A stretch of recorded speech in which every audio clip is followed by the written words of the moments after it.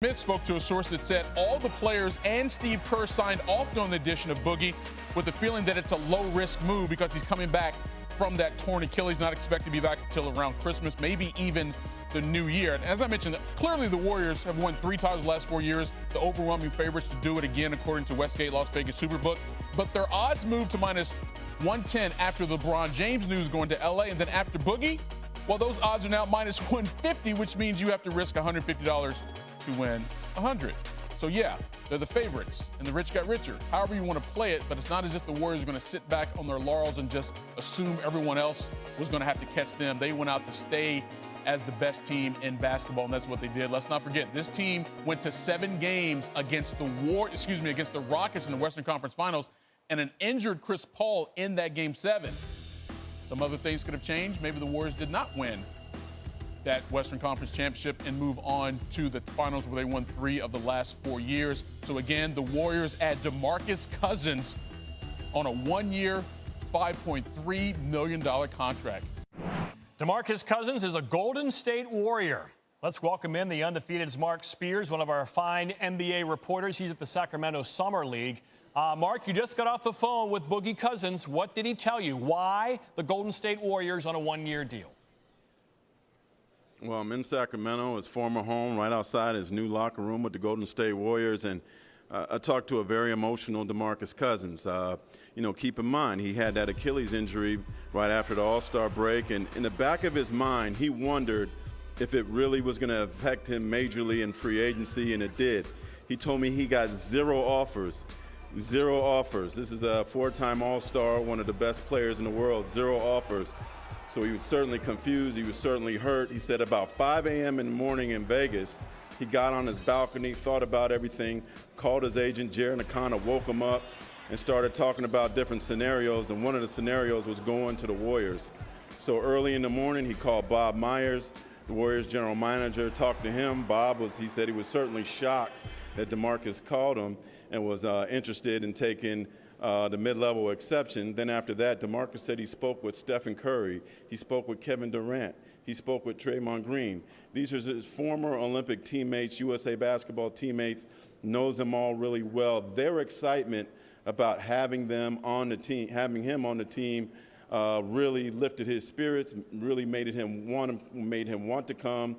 Stephen Curry's excitement surprised Cousins and even pushed him towards the Bay Area even more. So then after that, around a little bit past 8 p.m. Eastern time, Demarcus Cousins called Golden State, said he was coming. He called it his chess move. He called it his ace that he wanted. He didn't expect to play, but he wanted to play or had to play.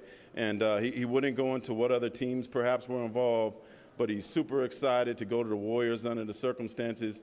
Talking about a guy who hasn't played in the playoffs yet. I talked to Kevin Durant, and he said that what sold Cousins to come in there was the winning culture and the togetherness of the team. And 3 of those 4 All-Stars convinced this other All-Star to come to the Bay Area.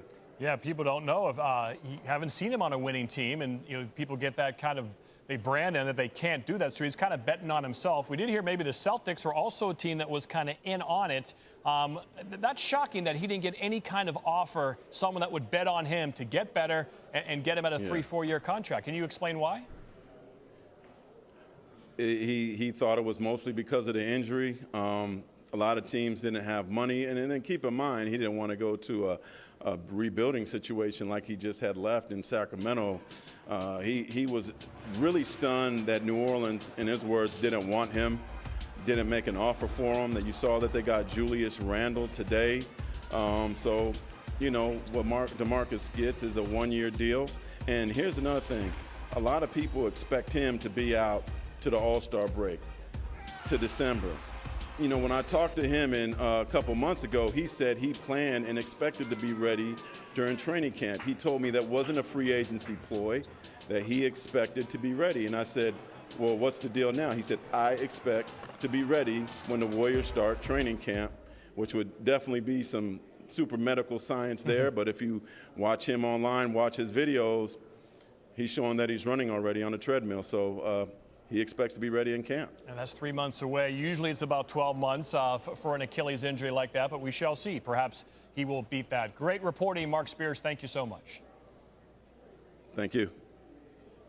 All right, NBA front office insider Bobby Marks with us now. And, Bobby, the reaction to this has been entertaining from my vantage point. And some of the fans are freaking out because how were the Warriors able to get a player of this level for that little money? The perfect storm for Demarcus Cousins, a marketplace that was not very good to free agents, an Achilles injury in late January. And this is where Cousins would have been had he stayed healthy and possibly signed with New Orleans.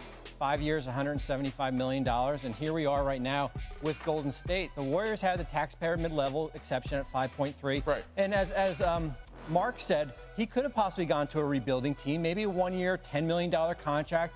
But this is where Golden State is. He can go there, he can rehab, and he can come back and maybe December